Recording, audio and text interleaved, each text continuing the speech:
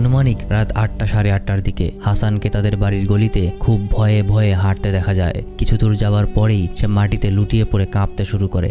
দেখে মনে হচ্ছে তার শরীরে কোনো জিন ভর করেছে। তার চোখ দুটো সম্পূর্ণ সাদা হয়ে গেছে। তখনই সেখানে মোস্তফা এসে তার চারপাশে লবণ ছিটিয়ে দিতে শুরু করে। কিছুদিন পরেই কোবরাকেও ঠিক একইভাবে তার বাড়ির গলিতে হাঁটতে দেখা যায়। সারা দিন সে তার নিজের বাড়ির চারপাশে ঘোরার পরেও কোনোভাবেই সে তার নিজের বাড়ি খুঁজে পায় না। সন্ধ্যা হয়ে যাওয়ার পরপরই সেও তার বাড়ির সামনে এসেই মাটিতে লুটিয়ে পড়ে কাঁপতে শুরু করে। তার শরীরের হাত পা আঙুল সবকিছুই বেঁকে যেতে শুরু করে। চেহারা এক বিভৎস আকার ধারণ করেছে। হাসানের মতো তারও চোখগুলি সাদা হয়ে যায়। হাসান আর কোবরার সাথে এসব কেন হচ্ছে? তাদের শরীরে কি সত্যিই কোনো জিন ভর করেছিল, নাকি এর পেছনেও আছে কোনো কালো জাদু? তাই জানবো আমাদের আজকের ভিডিওতে। তো আসসালামু আলাইকুম সবাই, আমি মারুফ। অনেকদিন নিজের পড়াশোনা, পরীক্ষা আর নানা রকম ব্যস্ততার কারণে হরর চ্যানেলে কোনো রকম ভিডিও দিতে পারিনি। আশা করি এখন থেকে হরর চ্যানেলেও নিয়মিত ভিডিও পাবেন। তাহলে চলুন গল্প শুরু করা যাক। কোবরা এবং আহমেদের বিয়ে হয়েছে অনেক দিন আগে। তারা একজন আরেকজনকে খুবই ভালোবাসে। তাদের সম্পর্কে ভালোবাসার কোনো কমতি নেই। এই হচ্ছে কোবরার দাদি, সেও কোবরার কাছাকাছিই থাকে। একদিন হঠাৎ যখন আহমেদ আর কোবরা বাইরে রেস্টুরেন্টে খাওয়া দাওয়া করছিল, তখন তাকে দেখা যায় সে তার ঘরে বসে কোনো জাদুটোনা করছে।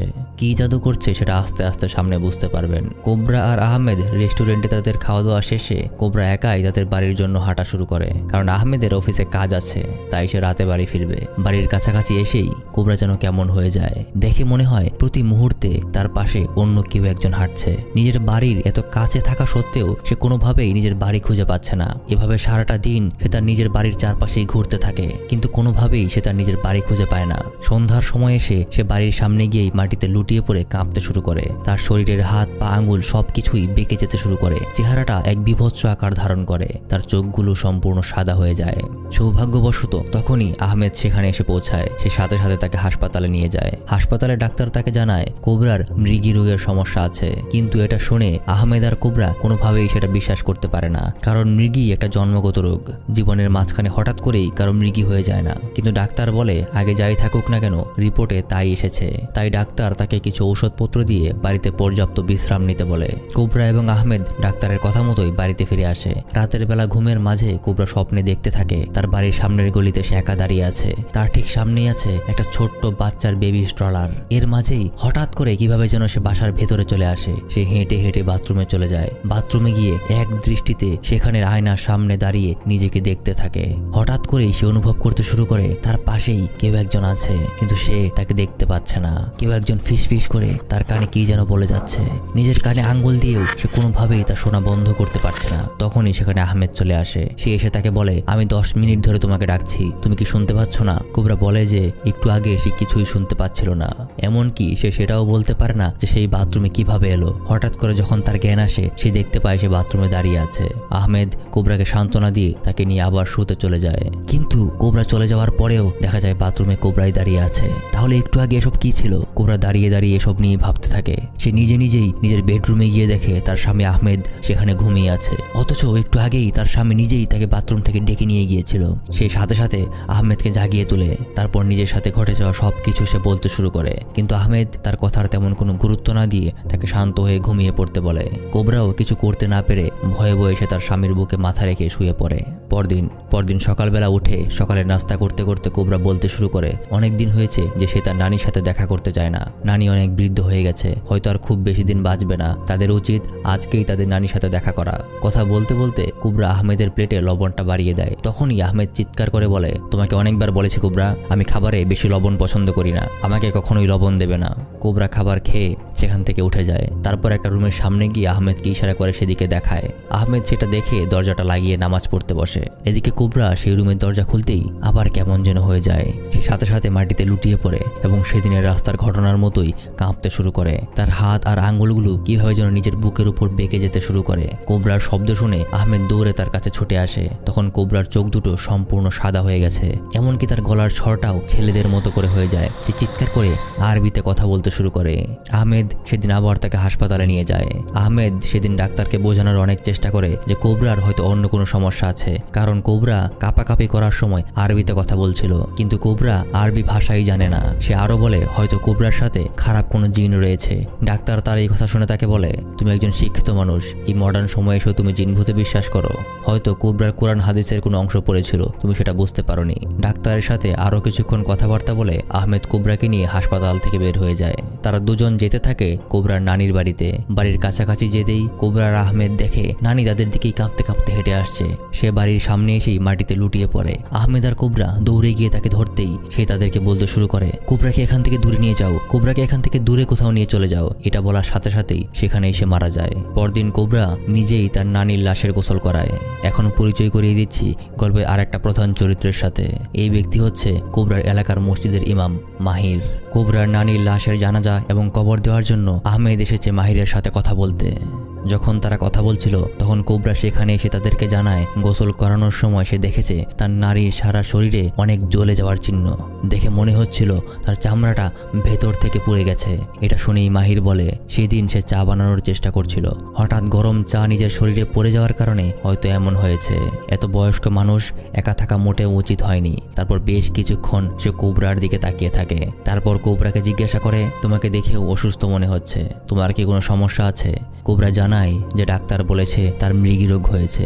মাহির তখন বলে, আমি আল্লাহর কাছে দোয়া করব যেন তুমি তাড়াতাড়ি সুস্থ হয়ে যাও। তাদের কথা বলার মাঝেই মাহিরের এক সহযোগী ইয়াসিন তাকে ডাক দেয়। মাহির আহমেদ এবং কোবরাকে বিদায় জানিয়ে এসেই উপরে গিয়ে সাথে সাথে ইয়াসিনের গলা চেপে ধরে। তারপর চিৎকার করে বলতে থাকে, আমি যখন কোবরার সাথে কথা বলি তখন তুমি আমাকে ডিস্টার্ব করবে না। তখন ইয়াসিন বলে, তুমি যখন কোবরাকে খুব ভালোবাসো, তুমি তার শরীরে জিন কেন চালান করছো? তুমি কি ভেবেছো জিন চালান করে তুমি কোনো বিবাহিত মহিলার ভালোবাসা পাবে? যেসব জিনের সাথে তুমি যোগাযোগ রাখছো তারা হচ্ছে সবচেয়ে নিকৃষ্ট প্রজাতির জিন, তারা জুহান্না জাতির জিন। এই জিনেরা কখনো মানুষের ভালো করে না, এরা সরাসরি জাহান্নামের শয়তান। জুহান্না জাতের জিনেদের নিয়ে আমাদের মেইন চ্যানেলে আরেকটা ভিডিও আছে। এই চ্যানেলটা খোলার আগে হরর ভিডিওগুলি সেখানেই আপলোড করতাম। এই ভিডিও শেষে সেই ভিডিওটি দেখে নিতে পারেন, লিংক কমেন্টে পিন করা থাকবে। ইয়াসিনের কথা শুনে মাহির অনেক রেগে যায়। সে আবার তার কাছে গিয়ে বলতে শুরু করে, যাই হোক না কেন কোবরা শুধু আমার, আমি কোবরাকে নিজের করেই তবে থামবো। যদি তুমি এর মাঝে কোনো রকম বাধা দাও ইয়াসিন, তাহলে আমি তোমার শরীরেও জিন চালান করে দেব। এটা শুনে ইয়াসিন অনেক ভয় পেয়ে যায়। সে বলে সে আর কখনো কোনো রকম বাধা দেবে না। সেদিন রাতের বেলায় আহমেদ আর কোবরা একটা বন্ধ রুমের সামনে দাঁড়িয়েছিল। কোবরা তাকে বলে, নানি আমাকে বলেছিল আমি যেন কখনোই এই রুমের ভেতরে প্রবেশ না করি। এটা শুনে আহমেদ বলে, আমি যখন ছোট ছিলাম তখন আমার আম্মাও চকলেট আর বিস্কুটগুলি লুকিয়ে রাখার জন্য এরকম কথাবার্তা বলতো। আমরা তো সারা জীবন এই রুমটাকে তালা দিয়ে রাখতে পারবো না, দেখি এর ভেতরে কি আছে। এই বলে সে রুমের দরজাটা খোলে। রুমের ভিতরে ঢুকেই সে দেখে রুমে কিছুই নেই, কেবলমাত্র একটা আলমারি। সেই আলমারিটাও চারদিক থেকে খুব শক্তভাবে বন্ধ করে রাখা হয়েছে। আলমারিটা দেখি কোবরা ইমোশনাল হয়ে তার নানির কথা মনে করে কাঁদতে শুরু করে। সেদিন রাতের বেলা ঘুমের মাঝে কোবরা আবার স্বপ্ন দেখতে শুরু করে। ঘুরে ফিরে সে একই স্বপ্ন, সে তার বাড়ির সামনের গলিতে দাঁড়িয়ে আছে, আর ঠিক তার সামনেই একটা বেবি স্ট্রলার। সে আস্তে আস্তে বেবি স্ট্রলারের দিকে এগিয়ে যায়, কিন্তু বেবি স্ট্রলারটা পুরোটাই খালি, সেখানে কোনো বাচ্চা নেই। ঘুরে পিছন দিকে তাকাতেই সে আহমেদকে দেখতে পায়। আহমেদকে ধরতেই তার পুরো চেহারাটাও পুরো বিভৎস হয়ে যায়। সাথে সাথে কোবরার ঘুম ভেঙে যায়, কিন্তু এবার কোবরা আর আহমেদকে ডাক দেয় না। সে উঠে তার জামা পরে বাথরুমে এগিয়ে যায়, কিন্তু তখন কোবরার মতো আরেকজন এসে আহমেদের সাথে অন্তরঙ্গ হতে শুরু করে। কোবরা তার রুমে ফিরে এসে দেখে আহমেদ চাদরের নিচে অন্য কারোর সাথে, কিন্তু তাকে ডাক দিতেই সে দেখে আহমেদ সেখানে একা, সেখানে আর কেউ নেই। সাথে সাথে সে আবার ঘুম থেকে জেগে ওঠে, অর্থাৎ এটাও তার সম্পূর্ণ স্বপ্ন ছিল। পরদিন সকালবেলা কোবরার নানির জানাজা এবং কবর দেওয়া শেষে কোবরা আর আহমেদ মসজিদের সামনেই দাঁড়িয়েছিল। দূর থেকে ইমাম মাহির তাদের দিকে বিষ দৃষ্টি নিয়ে তাকিয়ে আছে। সে তার হাত মুঠো করে কালো জাদুর কোনো মন্ত্র পড়তে শুরু করে। সাথে সাথে কোবরা মাটিতে লুটিয়ে পড়ে। আহমেদ তাকে ঠিক করার চেষ্টা করতে থাকলে মাহিরও সেখানে ছুটে আসে। সে বলতে থাকে, আহমেদ এটা কোনো মৃগী রোগ না, তার ভিতরে আছে কোনো একটা জিন, এটা আমাকে দেখতে দাও। এই বলে সে কোবরাকে ধরে আবার কিছু একটা পড়তে থাকে। কিছুক্ষণের মাঝেই কোবরা ঠিক হয়ে যায়। মাহির তখন বলে, এটা খুব শক্তিশালী একটা জিন আহমেদ, সে এখনো পুরোপুরি কোবরাকে ছেড়ে যায়নি। তার জন্য আমাদের আরো বেশ কিছু কাজ করতে হবে। তুমি যদি চাও তাহলে আমি তোমাকে সাহায্য করতে পারি। আহমেদ ইতিমধ্যে মাহিরকে বিশ্বাস করে ফেলেছে, তাই সে তাকে তার সাথে করে তাদের বাড়িতে নিয়ে যায়। বাড়িতে ঢুকেই মাহির বলে, আহমেদ তুমি চিন্তা করো না, ইনশাআল্লাহ আমরা কোবরাকে ভালো করে ফেলবো। মাহির তারপর আরো দুজন মহিলাকে ডেকে আনে কোবরাকে ভালো করে গোসল করানোর জন্য। তারা কোবরাকে গোসল করাতে নিয়ে গেলে মাহির আহমেদকে এই বন্ধ রুমের সামনে নিয়ে গিয়ে বলে, এই রুমের ভেতরে একটা আলমারি আছে, আর আলমারির ভেতরে একটা তাবিজ আছে, তোমাকে এই তাবিজটা পুড়িয়ে ফেলতে হবে। কেবলমাত্র কোবরার কাছের কোনো আত্মীয়ই এই কাজটা করতে পারবে। এসব কথা বলতে বলতেই কোবরা রেডি হয়ে চলে আসে। তারপর মাহির একটা রুমের মাঝখানে কোবরাকে শুইয়ে দিয়ে চারপাশে বেশ কিছু মোমবাতি রেখে দেয়। নিজের পকেট থেকে কিছু একটা বের করে সেটা কোবরার সারা শরীরে ছিটিয়ে দেয়। সাথে সাথে কোবরার শরীর কাঁপাকাঁপি শুরু করে দেয়। কোবরা অন্যরকম হয়ে যেতে থাকে। মাহির তার এক হাত সামনে ধরে আর আরবিতে কিছু একটা পড়তে শুরু করে। কোবরা আরো জোরে জোরে কাঁপতে থাকে। তিনজন মিলেও তাকে ধরে রাখা যাচ্ছে না। একটু পর আস্তে আস্তে সবকিছু শান্ত হয়ে যায়। মাহির এগিয়ে গিয়ে তাকে বলে, জিন এখনো পুরোপুরি তাকে ছেড়ে যায়নি, এটা খুবই শক্তিশালী জিন, তাই আগামীকাল তাকে আবার কাজটা করতে হবে। এই বলে সবাই একসাথে চলে যায়। বের হয়ে যাওয়ার সময় ইয়াসিন আবার মাহিরকে বলে, মাহির তুমি যে কাজটা করছো এটা মোটেও ঠিক না, এতে তোমার আখিরাত আর দুনিয়া দুটোই ধ্বংস হয়ে যাবে। মাহির রেগে গিয়ে ইয়াসিনকে বলে, আজ রাতে তুই গিয়ে যদি তাবিজটা না পুড়িয়ে ফেলিস, যদি এটা না করতে পারিস, তাহলে আমি তোকে মেরেই ফেলবো। ইয়াসিন বলে, আমরা কখনোই সেটা করতে পারবো না, আমরা যতবারই তাবিজটা পুরাই না কেন সেটা অটোমেটিক আবার চলে আসবে, কেবলমাত্র তার রক্তের সম্পর্কের কেউই এই কাজটা করতে পারবে। এটা শুনে মাহির ইয়াসিনের মুখ চেপে ধরে। রাতের বেলায় মাহিরের কথা মতো আহমেদ সেই বন্ধ রুমে প্রবেশ করে সেই তাবিজটা পুড়িয়ে ফেলার জন্য। সে আলমারির দড়িটা খুলে তাবিজটা বের করে পুরাতে শুরু করে। তখনই কোবরা সেই রুমে প্রবেশ করে তাকে জিজ্ঞাসা করে সে কি করছে। আহমেদ পিছনে তাকিয়ে বলে, আমি তাবিজ পুরাচ্ছি। এই বলে সে যখনই সামনের দিকে তাকায় সে দেখে তার হাতে কিছুই নেই। আলমারিটাও ঠিক আগের মতোই হয়ে গেছে। আহমেদ কোনো কিছুই বুঝে উঠতে পারে না। পরদিন সকালে কোবরা একটা ছোট ওয়েস্টার্ন ড্রেস পরে এসে আহমেদকে বলে, আমি মাহিরের জন্য অপেক্ষা করছি, সে এখনো আসছে না কেন। কিন্তু কোবরা আগে কখনো এরকম খোলামেলা ড্রেস পরতো না। এটা দেখে আহমেদ আকাশ থেকে পড়ে। সে তাকে দ্রুত গিয়ে জামা কাপড় বদল করে ভালো কোনো জামা কাপড় পরতে বলে। এটা শুনে কোবরা রেগে আগুনের মতো হয়ে যায়। সে আহমেদের দিকে এগিয়ে গিয়ে চিৎকার করে বলতে থাকে, কোবরা কিছুতেই এটা চেঞ্জ করবে না, কোবরা এটাই পরে থাকবে, এটাই আমার পছন্দ। বলতে বলতেই কোবরা অজ্ঞান হয়ে মাহিরের কোলে ঢলে পড়ে। একটু পর যখন তার হুঁশ আসে তখন সে নিজেকে দেখেই বলতে থাকে, এটা আমার কেমন পোশাক, আমি এভাবে সেজে আছি কেন, এই ড্রেস আমি কোথায় পেলাম, এটা তো আমার ড্রেস না। বলতে বলতেই সে দ্রুত তার নিজের রুমে চলে যায়। আহমেদ খুব চিন্তায় পড়ে যায়। সে সাথে সাথে তার এক পরিচিত ওঝা মোস্তফাকে কল করে। এরা সেই মোস্তফা যাকে আপনি ভিডিওর প্রথম দিকে দেখেছিলেন। সে কোবরা এবং মাহিরের সবকিছুই মোস্তফাকে খুলে বলে। এগুলো শুনে মোস্তফা তাকে বলে, যখন মাহির আসবে তখন সে তার মোবাইলের ফোন রেকর্ডার যেন অন করে রাখে। মাহির কি পড়ছে সেগুলি শুনলেই বোঝা যাবে যে সে আসলে কি করছে। আগের দিনের মতোই কিছুক্ষণ পর মাহির ইয়াসিনকে নিয়ে তাদের বাড়িতে আসে। ঠিক আগের দিনের মতো করেই তার চারপাশে মোমবাতি রেখে হাত তুলে তার মন্ত্র পড়তে শুরু করে। এক ফাঁকে আহমেদ তার মোবাইল ফোনের রেকর্ডার অন করে সবকিছু রেকর্ড করতে শুরু করে। কিছুক্ষণ পরই মাহির একটা কাগজে কিছু একটা লিখে সেটা আহমেদকে মুখে নিতে বলে। আহমেদের কিছুটা খারাপ লাগলেও সে মাহিরের কথা মতোই সেটা মুখে নেয়। তারপর মাহির একটা মৃত ছাগলের মাথার চোখের মধ্যে পেরেক মারতে শুরু করে। আর কোবরা এদিকে আগের মতোই কাঁপাকাঁপি করে যাচ্ছে। পেরেক মারা শেষে মাহির কোবরার হাত ধরে বসে আবারও কিছু মন্ত্র পড়তে শুরু করে। তারপর যাবার সময় মাহির কোবরার চুলের থেকে কয়েকটা চুল ছেড়ে নিয়ে যায়। দরজা পর্যন্ত গিয়ে মাহির আবার আহমেদকে ডেকে পাঠায়। আহমেদ তার কাছে যেতেই সে জিজ্ঞাসা করে, তুমি কি তাবিজটা পুড়িয়ে ফেলেছো? আহমেদ তখন তাকে উল্টো প্রশ্ন করে, এতক্ষণ তুমি যে মন্ত্রগুলি পড়ছিলে সেগুলোতে একটাও কোরআনের আয়াত না, তুমি এগুলি কি পড়েছো? আর সেই ছাগলের মাথাটাই বা কেন এনেছো? মাহির তখন বলতে থাকে, তুমি খুবই অকৃতজ্ঞ মানুষ আহমেদ, তুমি নিজের কাজ পুরোপুরি না করে আমাকে সন্দেহ করছো, ঠিক আছে থাকো তুমি। এই বলে সে ঘর থেকে বের হয়ে যায়। আহমেদ সাথে সাথে তার করা রেকর্ডিংটা মোস্তফার কাছে পাঠিয়ে দেয়। কিছুক্ষণ পরই মোস্তফা তাকে কল ব্যাক করে বলে, এখনোই যেন সে কোবরাকে দড়ি দিয়ে বেঁধে ফেলে। মাহির কোনো কোরআনের আয়াত তেলাওয়াত করছিল না, সেগুলো ছিল কালো জাদুর মন্ত্র। সে কোবরার ভিতরে একটা জিন চালান করে দিয়েছে। তার বউ এখন আর তার বউ নেই, সেটা হয়ে গেছে একজন জিনের বউ। কোবরা তখন পাশেই ঘুমিয়েছিল। আহমেদ সাথে সাথে মোস্তফার কথা মতো তাকে চেয়ারে বসিয়ে দড়ি দিয়ে তার হাত পা সবকিছু বেঁধে ফেলে। কিছুক্ষণের মধ্যেই কোবরার হুঁশ আসে। সে আহমেদকে তার বাঁধন খুলে দিতে বলে, কিন্তু আহমেদ কিছুতেই তার বাঁধন খুলে দেয় না। যখন কোবরা আহমেদকে কিছুতেই ভোলাতে পারছিল না তখন সে ইমোশনাল কথার মাধ্যমে তাকে ভোলানোর চেষ্টা করে, কিন্তু কিছুতেই সে আহমেদকে ভোলাতে পারছিল না। তখন সে তাকে বলে যে তার ওষুধ খাওয়ার সময় হয়েছে। আহমেদ যেন ঘরে গিয়ে ওষুধ নিয়ে আসে। আহমেদ তার ঘরে ওষুধ আনতে গেলে এই ফাঁকে কোবরা তার হাতের বাঁধন খুলে ফেলতে শুরু করে। আহমেদ ফিরে এসে একটা ফোন রিসিভ করতেই কোবরা হঠাৎ করে ঘর থেকে দৌড়ে বের হয়ে রাস্তায় দৌড়াতে শুরু করে। সে খুবই দ্রুত পাগলের মতো রাস্তায় দৌড়াতে থাকে। আহমেদও দৌড়ে তার পিছু করতে থাকে। দৌড়াতে দৌড়াতে একটা গলির মাঝে এসে সে থেমে যায়। এটা সেই গলিটা যেটা এতদিন কোবরা স্বপ্নে দেখে এসেছিল। সে দেখতে থাকে থাকে তার সামনেই সেই বেবি স্ট্রলারটা। তখনই আহমেদ এসে তাকে জড়িয়ে ধরে আর কোবরারও হুঁশ ফিরে আসে। তারা যখন বাসায় ফিরে আসে ততক্ষণে মোস্তফাও সেখানে চলে এসেছে। মোস্তফা এসেই প্রথমে বন্ধ রুমে গিয়ে আলমারিতে লাগানো সেই সিলটা দেখেই বলে, এটা তো সুরক্ষাকারী তাবিজ, এটা এতদিন ধরে কোবরাকে প্রোটেক্ট করে আসছিল। তারপর সে কোবরাকে নিয়ে অন্য একটা রুমে গিয়ে তার চোখটা লাল কাপড় দিয়ে বেঁধে ফেলে আর তার মাথায় হাত রেখে কিছু আয়াত পাঠ করতে থাকে। তারপর তার চারপাশে লবণ ছিটিয়ে দিয়ে কোবরার 2 হাতে আরবিতে কিছু শব্দ লিখে ফেলে। তারপর আরো বেশ কিছুক্ষণ কোরআন পাঠ করে কোবরার মাথায় ফু দিয়ে তার চোখের বাঁধন খুলে দেয়। কোবরা বলে যে তার এখন অনেকটাই ভালো লাগছে। তখনই দেখা যায় তাদের বাড়ির জানালায় ইয়াসিন কিছু একটা করছে। আহমেদ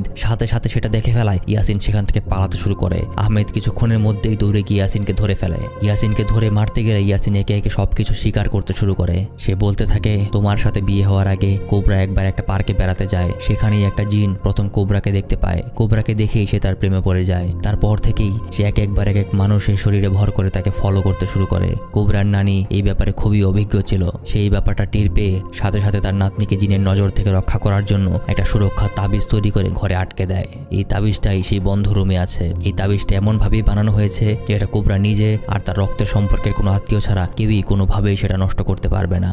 সেই জিনটা মাহিরের শরীরে ভর করে অনেকবার সেই তাবিজ নষ্ট করার চেষ্টা করেছে, কিন্তু কোনোবারই সে তাবিজটা নষ্ট করতে পারেনি। তাই সেই জিন রেগে গিয়ে কোবরার নানিকেই খুন করে ফেলে। আহমেদ এসব কথা শুনে ঘরে এসে সবকিছু মুস্তফাকে খুলে বলে। তখন মুস্তফা বলে, তাহলে আমাদেরকে কখনোই সেই রুমের ধারে কাছেও যাওয়া ঠিক হবে না, তাবিজটা যেভাবে আছে সেভাবেই থাকতে দাও। কিছুক্ষণ পরই কোবরা বাথরুমে গিয়ে দেখে সেখানে আহমেদ দাঁড়িয়ে আছে। কোবরা বেশ স্বাভাবিকভাবেই আবার তাদের নিজের রুমে যেতে নেয়। তখনই তার কেমন যেন বমি বমি লাগতে শুরু করে। সে আবার বাথরুমে গিয়ে দেখে বাথরুম সম্পূর্ণ খালি। তখনই আহমেদ ভেতরের রুম থেকে তার কাছে ছুটে আসে। কোবরা তাকে দেখেই অবাক হয়ে যায়। সাথে সাথে মোস্তফাও সেখানে ছুটে আসে। কোবরা বলতে থাকে, একটু আগেই আমি আহমেদকে বাথরুমে দেখেছি। এটা শুনেই মোস্তফা আহমেদকে জিজ্ঞাসা করে সে কি মাহিরের দেওয়া কোনো কিছু খেয়েছে কিনা। আহমেদের মনে পড়ে যায় মাহির তাকে একটা কাগজের টুকরা খেতে দিয়েছিল। এটা শোনার সাথে সাথেই মোস্তফা বলে, ইয়া আল্লাহ, এটা তো আরো ভয়ঙ্কর কালো জাদুর কাজ। এই কাগজে ছিল শয়তানের রক্ত, লালা আর পেশাব। এখন সেই জিন খুব সহজেই তোমার শরীরে বশ করতে পারবে। এই কথাটা বলতে বলতেই মাহির সেখানে এসে ঢুকে। তাকে দেখেই আহমেদ রেগে গিয়ে তার দিকে ছুটে যায়। মাহির একটা বন্দুক বের করে আহমেদের কপালে ধরে। সে বলতে থাকে, এখনই গিয়ে তাবিজটা পুড়িয়ে ফেল, নইলে তোকে আমি খুন করে ফেলবো। ভেতরে যাওয়ার পর সে কোবরাকে বলে, তুই নিজের তাবিজটা নিজে পোড়া, নইলে আমি তোর স্বামীকে খুন করে ফেলবো। আহমেদকে বাঁচানোর জন্য কোবরা সাথে সাথে সে আলমারি খুলে সেই তাবিজটা জ্বালাতে শুরু করে। তাবিজটা পুড়িয়ে ফেলার সাথে সাথেই মাহিরের হুঁশ আসে। সে দেখে কিছুই বুঝতে না পেরে দৌড়ে সেখান থেকে পালিয়ে যায় আর কোবরা এসে আহমেদকে জড়িয়ে ধরে। তারপর সবকিছু ঠিকঠাক হয়ে যায়। এরপর থেকে আর কোনো সমস্যা হয়নি। এভাবে প্রায় আরো 1 বছর কেটে যায়। কোবরার পেটে তখন বাচ্চা চলে আসে। আহমেদ ঘরের সব কাজ করে, খুব ভালো মতো সে কোবরার দেখাশোনা করে। একদিন টেবিলে বসে সকালে নাস্তা করার সময় কোবরা খেয়াল করে আহমেদ তার নিজের প্লেটে বেশি বেশি করে লবণ নিয়ে খাচ্ছে। কি বুঝতে পারছেন? আপনি যদি বুদ্ধিমান হয়ে থাকেন তাহলে অবশ্যই আপনার বুঝে ফেলার কথা। আহমেদ কি বেশি লবণ পছন্দ করত? আহমেদ বেশি লবণ পছন্দ করতো না। এমনকি তার খাবারে বেশি লবণ হয়ে গেলেও সে কোবরাকে বকা দিত। সেখানে সে নিজেই নিজের প্লেটে লবণ নিচ্ছে। কোবরা সাথে সাথে বুঝে যায় যে এটা তার স্বামী আহমেদ নয়, আহমেদের শরীরে অন্য কেউ। গত 1 বছর ধরে আহমেদ ভেবে আসলে সে অন্য কোনো একজনের সাথে বসবাস করছে, আর তার পেটেও হয়তো আছে সেই জিনেরই সন্তান। আশা করি গল্পটা আপনাদের ভালো লেগেছে। দেখা হবে পরের আরেকটা ভিডিওতে।